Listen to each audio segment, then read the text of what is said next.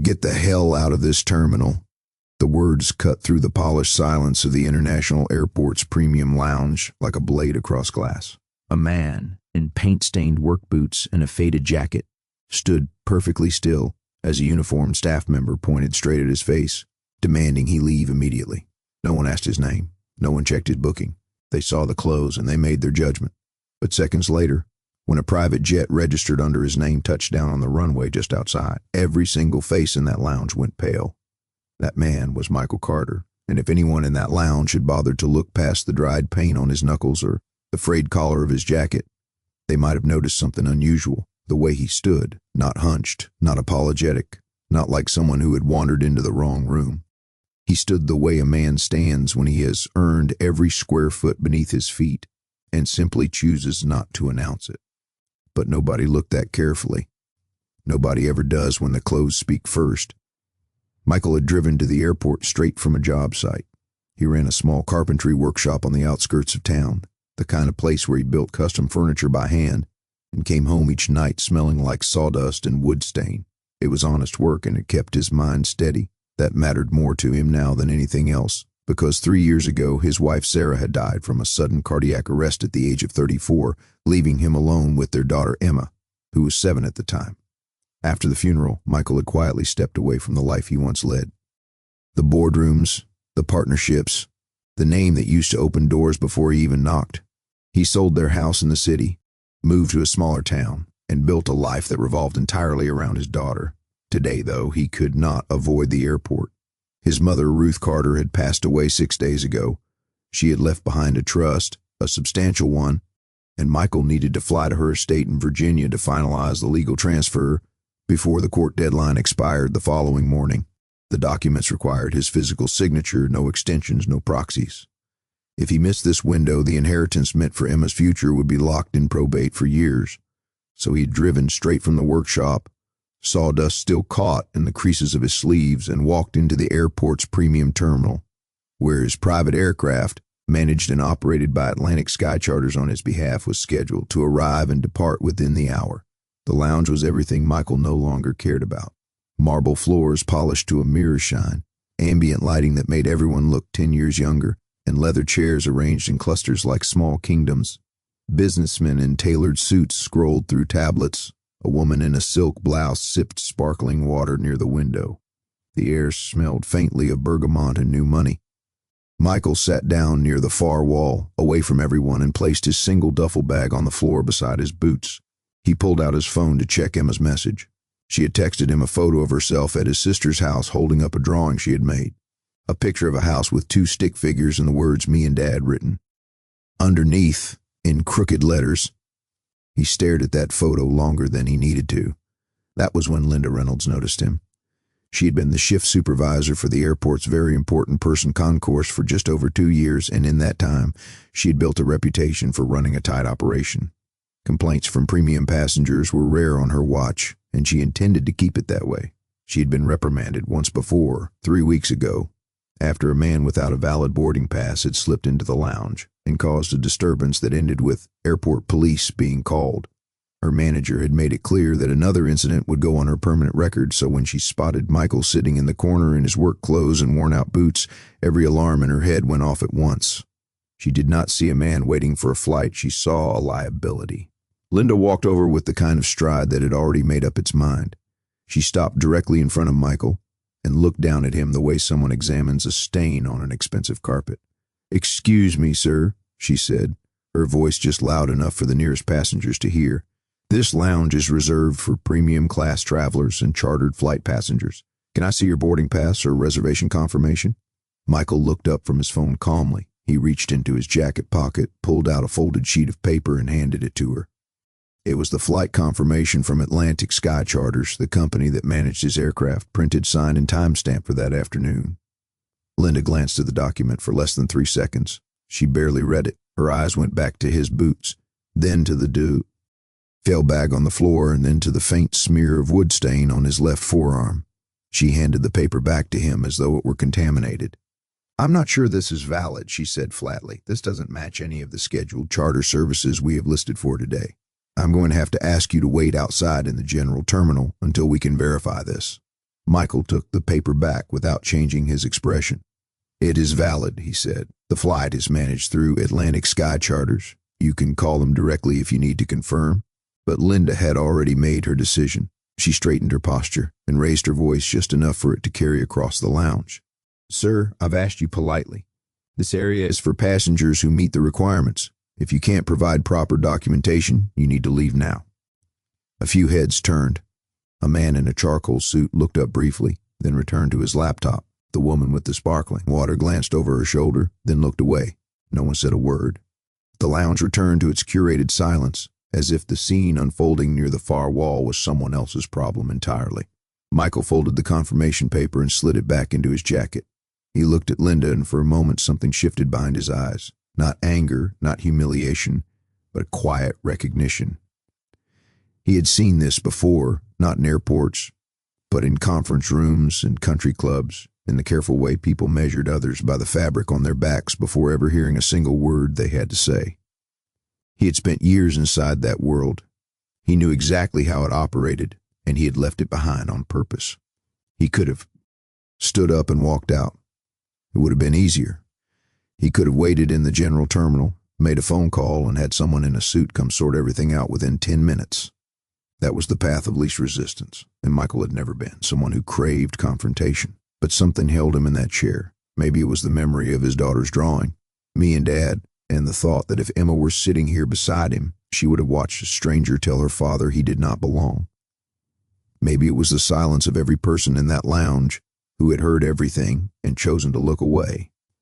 Or maybe it was simpler than all of that. Maybe Michael Carter was just tired of being measured by things that did not matter. He stayed seated. He placed his phone back in his pocket, set both hands on his knees, and looked directly at Linda Reynolds. "I'm not leaving," he said. His voice was not loud, not aggressive, not theatrical.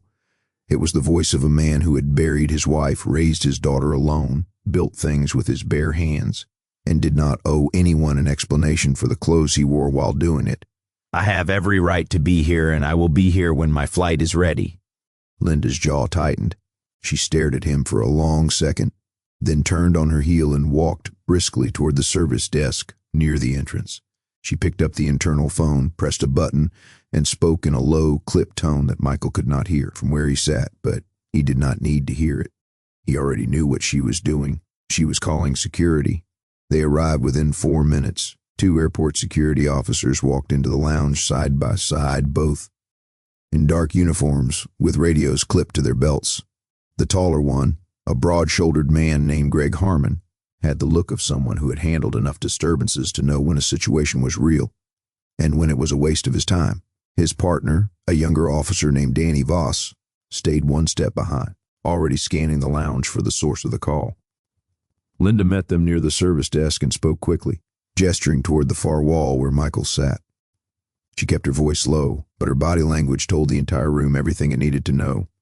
Pointed finger, tight lips, a quick shake of her head as if to say, "This one's trouble." Greg walked over first. He stopped about 3 feet from Michael's chair, close enough to establish authority, but far enough to keep things professional. "Sir, I'm Officer Harmon with Airport Security. We received a report that there's been a dispute regarding your access to this lounge. Can you tell me what's going on?" Michael looked up at him and nodded once. "There's no dispute," he said evenly. "I have a flight departing from this terminal today. I showed my confirmation to your colleague over there. She didn't accept it." He reached into his jacket and handed the folded paper to Greg, who took it and actually read it, line by line, top to bottom. Greg studied the charter company name, the confirmation number, the departure time, and the passenger name printed clearly at the top, Michael Carter. Greg turned the paper over, looked at the back, and then glanced at Linda, who had followed close behind. "This looks like a valid confirmation," he said. Linda stepped forward immediately. "That's exactly what he wants you to think. She's, ID," her voice sharp enough to draw the attention of a couple seated nearby. "Anyone can print a fake confirmation. Look at him. Does he look like someone who flies private? I've worked this lounge for over 2 years, and I know the difference between a legitimate passenger and someone trying to get in where they don't belong." Greg looked back at Michael. Something in his expression shifted. Not suspicion exactly, but the kind of cautious hesitation that comes from being caught between a piece of paper and the person who signed his shift reports. Danny Voss, the younger officer, had been watching from a few steps away.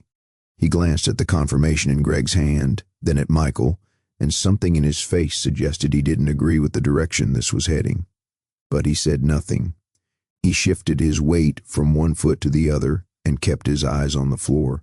Whatever instinct told him this wasn't right, it wasn't strong enough to make him speak up against a supervisor with 2 years of seniority and a voice that sounded like it had never once been questioned. Greg folded the paper and handed it back to Michael, but he didn't step away. Instead, he pulled out a small notepad. "Sir, I'm going to need to see a photo ID as well. Just standard procedure." Michael reached into his back pocket, pulled out his wallet, and handed over his driver's license without a word. Greg looked at it, compared the name to the confirmation, and wrote something down. Then he looked at Michael's hands, the calluses, the short nails trimmed for manual work, and asked a question that had nothing to do with standard procedure. "What do you do for a living, Mr. Carter?" Michael met his eyes. "I build furniture," he said. "By hand." Linda let out a short breath through her nose, the kind that carried more contempt than any words could. "Right," she said, loud enough for at least a dozen people to hear. "A furniture maker flying private. That's a new one." A man sitting 2 rows away in a navy sport coat, mid-50s, silver watch, reading glasses folded on his knee, glanced up when he heard her voice. His name was Robert Alcott, and he had been watching the situation unfold from the moment security arrived. He had seen Michael hand over the confirmation. He had seen Greg read it and find nothing wrong, and he had seen Linda dismiss it with the certainty of someone who had already decided the outcome before the conversation started. Robert shifted in his seat, his mouth opened slightly as if a sentence had formed somewhere in the back of his throat, but then his eyes flicked to the security officers, to Linda's rigid posture, and back to his own hands resting on his briefcase. He closed his mouth and looked back down at his phone. The sentence never made it out. Greg turned to Michael again. "Mr. Carter, we're going to need to verify this confirmation directly with the charter company before we can let you remain here. That could take some time. In the meantime, I'd like to ask you to step out to the general waiting area." Michael didn't move. He looked at Greg, then at Danny standing silently behind him, then at Linda, who stood with her arms crossed like a gatekeeper who had already won. "I've shown you my ID," Michael said. "I've shown you my confirmation. The name matches. The flight is scheduled. What exactly are you still looking for?" Greg didn't answer right away. And in that gap, Linda stepped in. "We're looking for the truth, sir, and until we find it, you don't get to sit here and pretend you belong." The words landed in a room that had already gone quiet. A young woman near the coffee station looked up from her laptop. An older couple near the window exchanged a glance but said nothing. The lounge had become an audience, and every person in it had chosen the same role: spectator. But what no one noticed were the phones. At least 2 passengers had discreetly angled their devices toward the scene. One had been recording since security arrived. The other had started filming the moment Linda raised her voice. The moment was being captured, even if no one in it was brave enough to act. Michael stood up slowly from his chair, not because he was told to, not because he was giving in. He stood because he wanted to look Linda Reynolds in the eye when he said what he was about to say. He rose to his full height, which was at least 4 and above hers, and left his duffel bag on the floor. "I have a daughter," he said, his voice steady and clear, loud enough to reach every corner of the lounge without shouting. "She's 10 years old. Her mother died 3 years ago. I drove here straight from my workshop because my mother passed away last week, and I need to fly to Virginia tonight to sign papers that protect my daughter's future. I'm not here to impress you. I'm not here to prove anything. I'm here because I have a right to be here, the same right as every other person in this room, and I'm not going to apologize for the way I look while I do it." The silence that followed was absolute. Greg Harmon lowered his notepad. Danny Voss looked up from the floor for the first time. Robert Alcott stared at Michael and didn't look away. Then from behind the service desk, a phone rang, not a cell phone. The internal line connected to the air traffic control tower. A young staff member named Kyle, who had been quietly organizing boarding files, answered it. He listened for about 15 seconds. His face changed. He set the phone down carefully and walked toward Linda with the expression of someone delivering news he wasn't sure she wanted to hear. "Ms. Reynolds," Kyle said, keeping his voice low, but not low enough. "Tower just notified us. There's a private aircraft on final approach to runway 27. It's a Gulfstream G650 managed by Atlantic Sky Charters, and it's registered to a passenger listed as he looked down at the note he had scribbled. Michael Carter. The name landed in the room like a stone dropped into still water. Linda's face didn't move, but something behind her eyes cracked. A fracture so small that only someone standing as close as Kyle would have seen it. She blinked once. Then she looked at Michael, who hadn't moved from where he stood, his hands still at his sides, his expression unchanged. For 3 full seconds, nobody spoke. Then Linda did what people do when the ground shifts beneath them and they refuse to fall. She dug in harder. She turned to Greg. "That doesn't change anything," she said, though her voice had lost a fraction of its edge. "We still haven't completed verification. Until the charter company confirms directly with our office he's not cleared to be in this lounge. We have protocols." Greg looked at her, then at Kyle, then back at Linda. "The man's jet is landing right now," he said quietly. Linda's eyes narrowed. "Owed. A plane registered to someone's name doesn't automatically validate their lounge access. There are internal procedures, and I'm not going to bypass them just because what Michael said." He didn't raise his voice. He didn't step forward. He just asked the question, and it hung in the air like smoke. Linda turned back to him, and for the first time since the confrontation began, she seemed to realize that the room was watching her differently. Now the passengers who had kept their eyes on their screens were looking up. Robert Alcott had set his phone down entirely. The young woman near the coffee station had closed her laptop. Every set of eyes in the lounge had shifted not toward Michael anymore, but toward Linda. She was no longer the authority figure managing a disruption. She was the disruption. But Linda Reynolds was not the kind of person who backed down in front of a crowd. She had built her career on control, on certainty, on the idea that her judgment was sharper than the rules themselves. To admit now that she had been wrong in front of passengers, in front of her own security team, in front of the man she had publicly humiliated would mean surrendering something she had never learned to let go of. So she held her ground. "Mr. Carter," she said, straightening her blazer and clasping her hands in front of her, "regardless of what aircraft may or may not be arriving, our internal regulations require completed verification before any passenger is granted lounge privileges. I'm going to ask you one final time to step outside and wait in the general terminal while we sort this out. If you refuse, I will have no choice but to request a forced escort." Greg shifted uncomfortably. Danny Voss finally looked up and opened his mouth, but closed it again when Linda shot him a glance. Michael stood perfectly still. His phone buzzed in his pocket. He didn't check it, but he knew who it was. Emma always called around this time, right after dinner, right before bed. She would be at his sister's house, probably sitting on the guest bed with her knees pulled up, waiting to hear his voice tell her that everything was going to be fine, that he would be back soon, that the trip was going well. And here he was, standing in a room full of strangers, being told he wasn't good enough to sit in a chair. Greg stepped forward and placed a hand lightly on Michael's arm. "Sir, I think it would be best if you came with us for now, just until this gets resolved." Michael looked down at the hand on his arm. Then he looked at Greg's face and he saw something there that wasn't hostility. It was discomfort. Greg didn't want to do this, but he was going to do it anyway because that was what the chain of command demanded. Michael took a slow breath. He picked up his duffel bag from the floor. He looked once more around the lounge at the polished marble, the leather chairs, the well-dressed strangers, who had watched everything and done nothing. Then he looked at Linda Reynolds, who stood with her arms folded and her chin slightly raised, waiting for him to walk away so the world could go back to the way she understood it. And then, from outside the floor-to-ceiling windows that lined the west side of the lounge, a low roar began to build, the unmistakable sound of a jet engine descending through the final 100 feet of air before touching solid ground. Every D in the lounge turned toward the windows. The Gulfstream G650 came into view like a slow-moving answer to a question no one in that room had thought to ask. It descended through the late afternoon haze, its white fuselage catching the last light of the day as the landing gear dropped and made contact with runway 27. The tires hit the asphalt with a sharp, clean bark that could be heard even through the insulated glass. The jet decelerated smoothly, its engines winding down from a roar to a hum. And then it taxied directly toward the private terminal gate. The gate connected to the very lounge where Michael Carter stood with the security officer's hand still resting on his arm. Greg Harmon let go. He simply removed his hand from Michael's arm and took a step back as if the sound of that engine had rewritten every assumption he had carried into this conversation. Danny Voss, who had spent the entire confrontation looking away and swallowing words he never had the courage to say, watched the jet roll to a stop outside the windows, and slowly shook his head. Not at Michael, not at Linda, but at himself.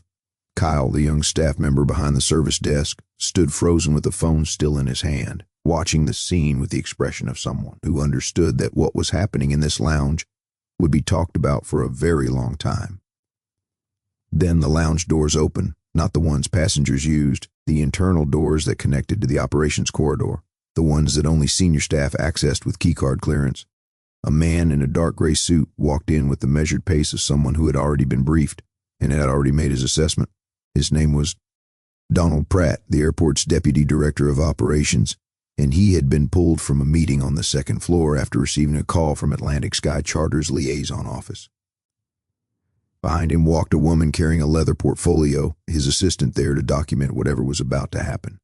Donald's eyes swept the lounge once, registered the security officers, registered Linda standing rigidly near the service desk, and then landed on Michael. He walked straight to him. "Mr. Carter," Donald said, extending his hand.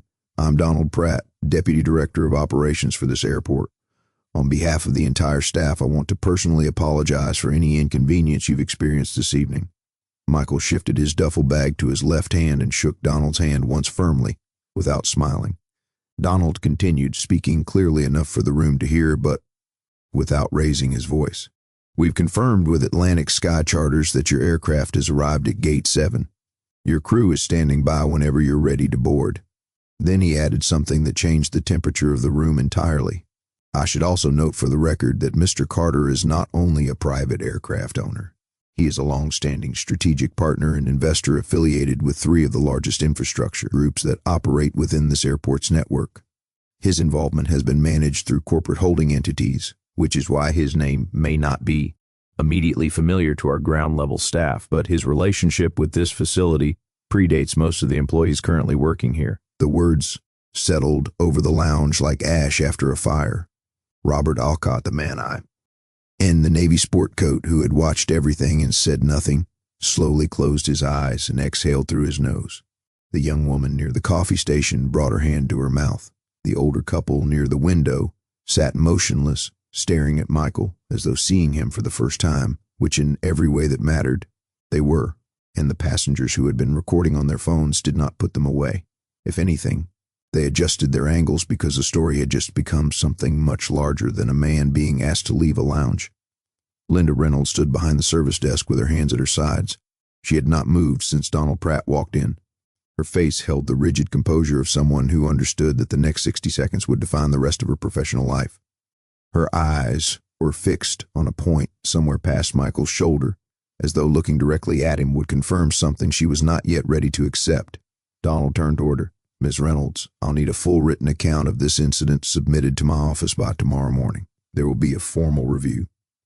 Linda opened her mouth, then closed it. She nodded once, barely, and her hand gripped the edge of the desk behind her hard enough to turn her knuckles white.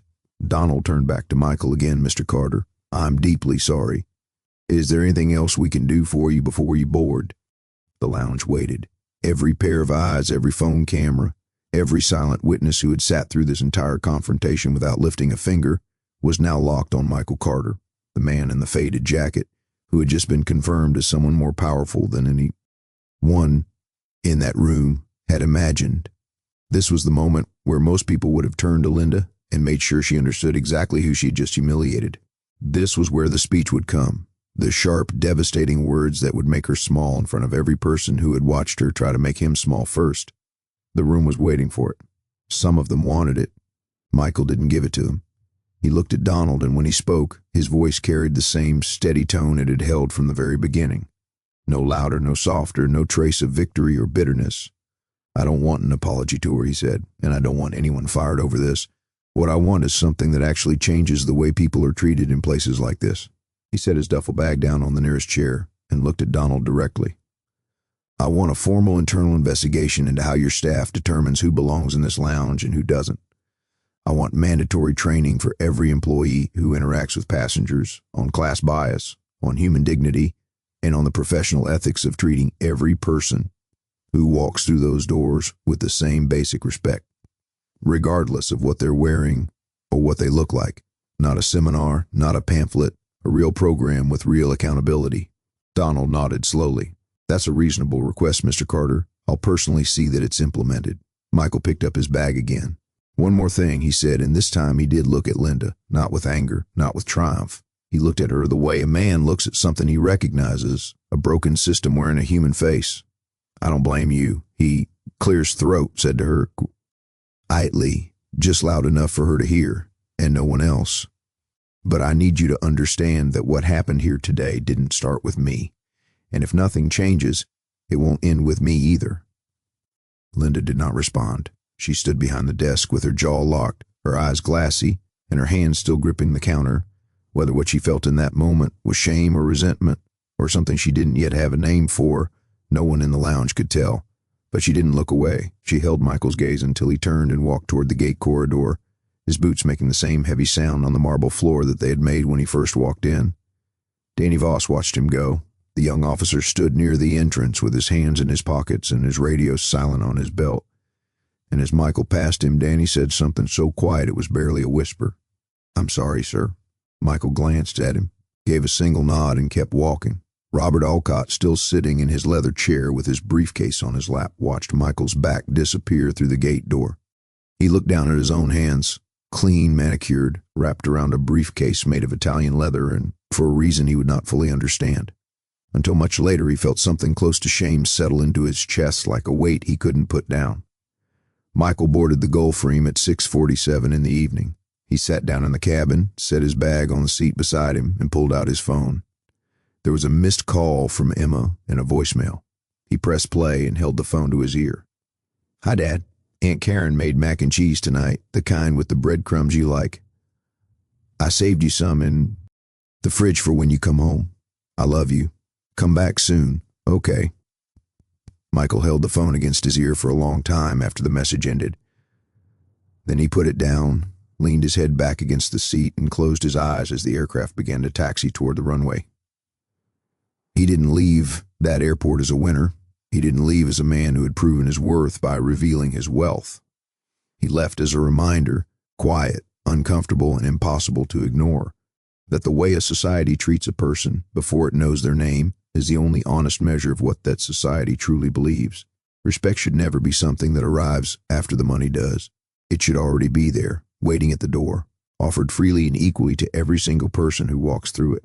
Michael Carter knew that. He had always known it, and now so did everyone in that lounge.